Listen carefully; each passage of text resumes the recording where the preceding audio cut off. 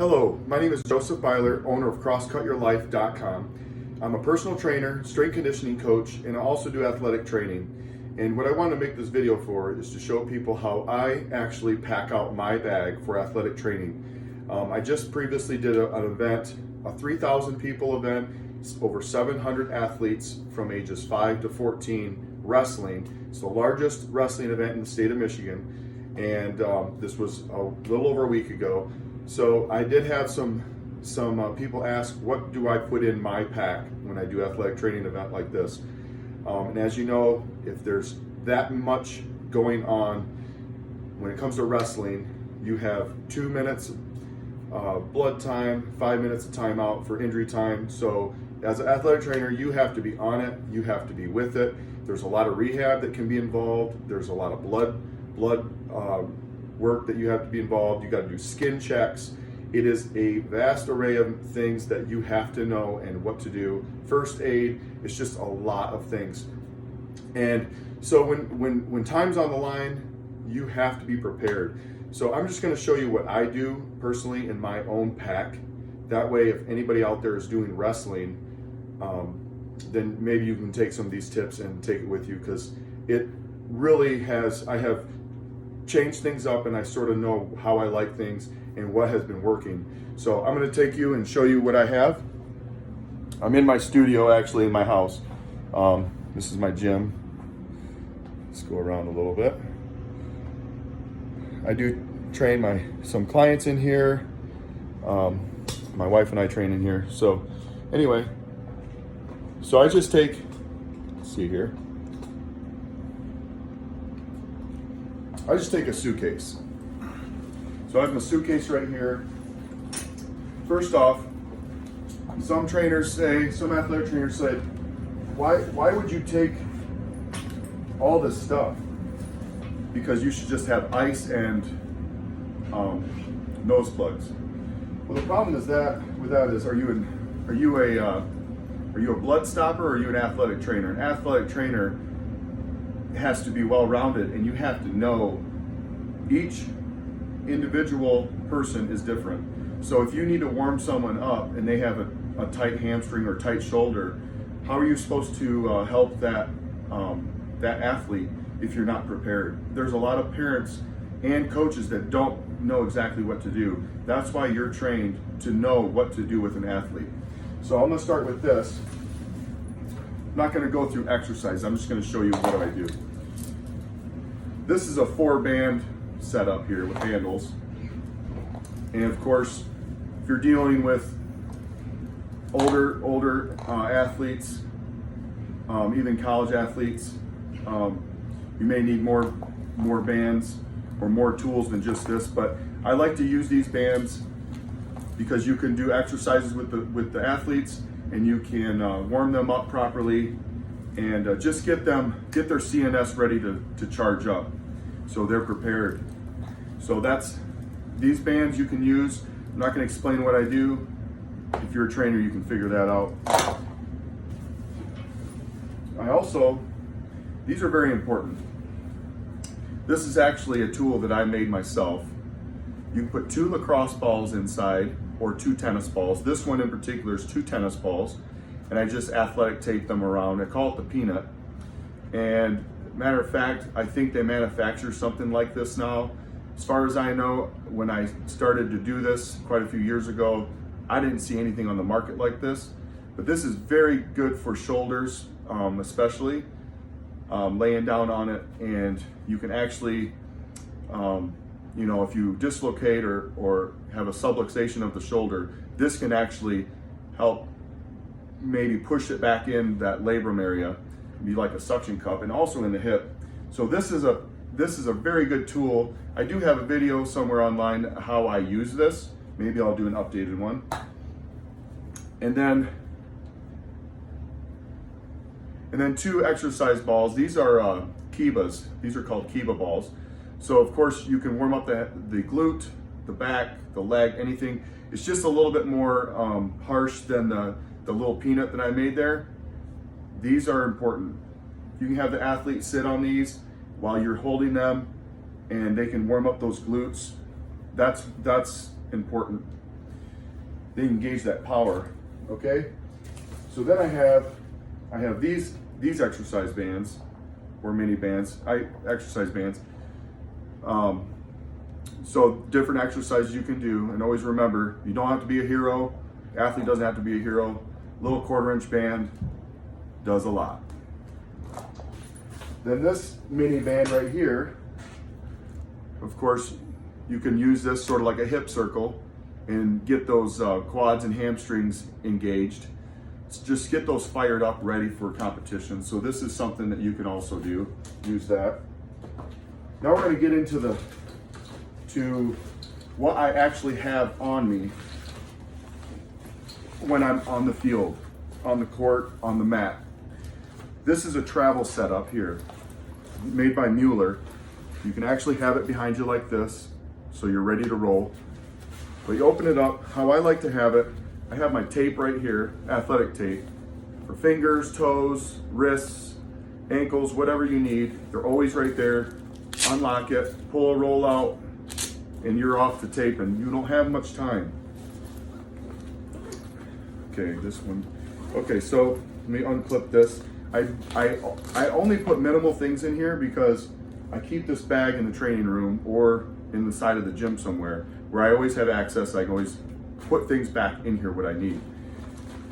So the most important things in wrestling, like I said, you have 2 minutes and 5 minutes. Those are your 2 timetables for blood time, and you have injury time. I would say the number one thing that you need just to be prepared is one of the first things are nail clippers. People forget how if an athlete has something hanging off their finger, they are not going to be able to finish, or they're not going to be able to even wrestle. And the last thing you do, you want to be running around trying to find someone's purse that has nail clippers in it. And if it's too sharp, then you have a nail file. Nail files to file down the nails. And I have toe clippers as well. These are important. A matter of fact, the last event I did, I actually had to use those quite a bit. And then, of course, thermometer check. If someone is sick or something, not feeling right, you can check out their temperature. And if someone thinks that someone else is sick, you can prove them wrong by saying, I am not sick, my temperature is not high. Right there, this is important. A lot of people don't have those either. And then of course I have, sissy tape, pre-wrap. I have the other athletic tape that doesn't need anything, you just wrap it for wounds or whatnot. We have ace bandages, always a good thing, in case you want to put ice on it. I have KT tape, and if you get a spot where, you need to put KT tape, sometimes you have a tightening or maybe your knee's feeling unstable, you can always put KT tape on, or a shoulder. And then here, I have a bag full of different kind of Band-Aids. Now I have a ton of different Band-Aids, but I put maybe 4 or 5 of each style in this little travel bag. That way, if there is blood, you don't have to keep going to your bag to go get it. So you can put it all in your travel bag. It's all there. And then you have ointments for blood or wounds. So what I like to do is I do have a tube of ointment, but I do like these little packets of antibiotic ointment. That way you can get going and get it on somebody and cover it up quick. Now I'll show you how I do that. This is one of the important things in wrestling is to go fast. Especially if you're doing multiple mats, because if the athletic trainer is sort of like the camshaft of the event, because you must move from one mat to the next. So you're constantly moving, you're constantly looking, you're constantly listening to everything that's around you. So how I do this So this is a great little tool from Mueller. It has a clip right here, so it can go on your pants, right here on the right side or left side, or you can actually clip it to the bag. So like right here, you can clip it to the bag so it stays right there. I like to personally have it on my pants. So you pull it out and you have a glove. Gloves right there, fresh gloves. So I'm gonna show you how I set myself up to where I can be ahead of the game and get these kids and these young athletes in and out. So my left hand, I keep one rubber glove on at all times with my left hand. Then what I do is I have gauze pads for blood, right? I put that underneath my glove right here, so it sticks out. So anytime I need to, I just grab it and I have it. I can start pushing down on the wound.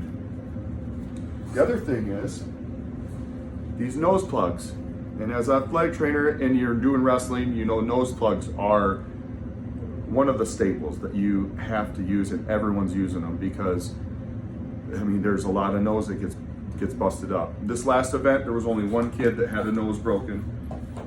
So that was a really good prayer to be answered. So what I do with these is I stick these inside my glove here. So people have seen this and I've had other athletes and coaches see this and they're like, man, that is a really good setup. So I put it under my glove here, then I put the gauze here, like that. And then I also have a antiseptic wipe right here, and I put that under here, like that. And honestly, now you have your hand set up like this. And I'm free to do anything I want. So my right hand, I don't always put a glove on because if I'm helping doing tape or something, I gotta have one hand that's open, that's not sticking to my glove, so I can take things up and move. If I have to run out for blood work, remember I got this little Mueller glove holder. So that stays here. I just grab a glove out, boom, pull it out, put it on this hand, and I'm ready to work.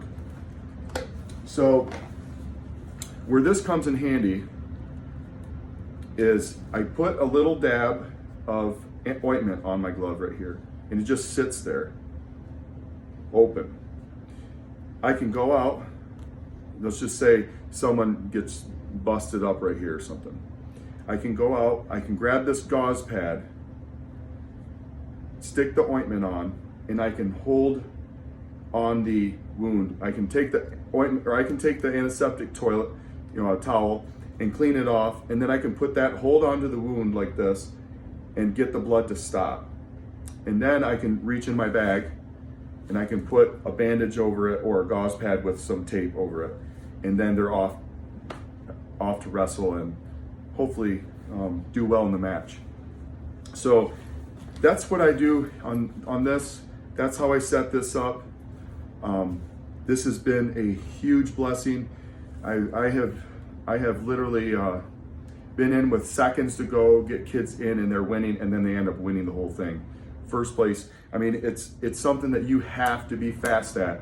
So I'll move on to some of the little rehab things that I do have in case that someone gets injured where they're like, man, what do I do? Well, you want to be a step ahead of everybody. So you have your barrel of ice, you have your bucket of ice, whatever. But I also have, I go above and beyond, and I like to have different therapy treatments for people and kids that might not be able to go to the doctor right away, but this would actually help them start recovering on the way to the hospital if they get hurt really bad.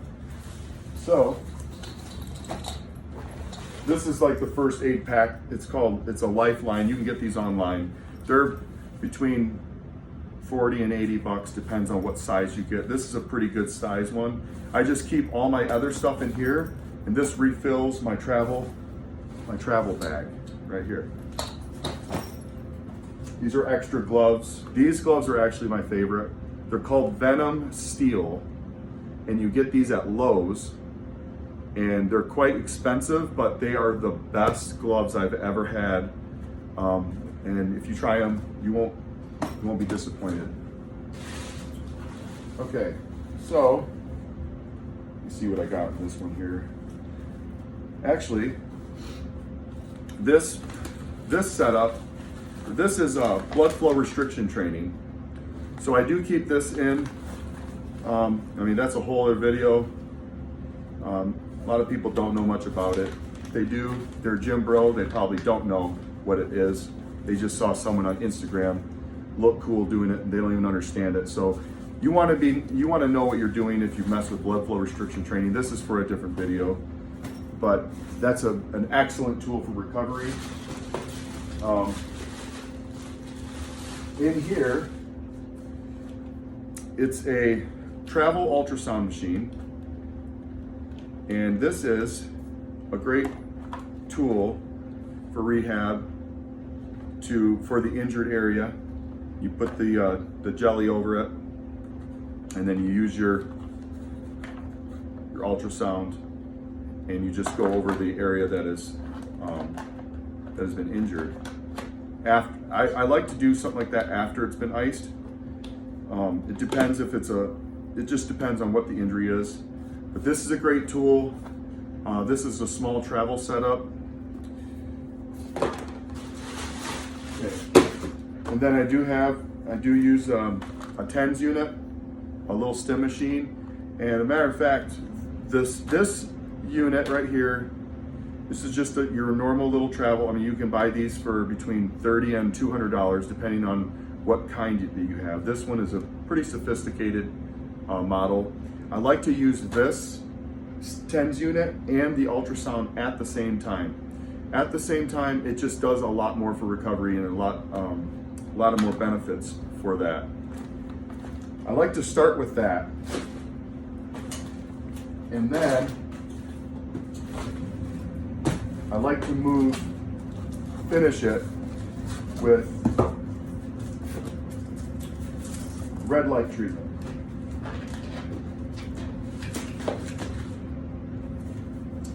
So red light treatment, this one's a model from MitoRed. I do not work for them. This is a doctor prescribed quality. So many doctors that understand what athletic training is and recovery, the good doctors, these are the ones that they recommend. This is one of the brands. This is a really good brand. It helps heal so much.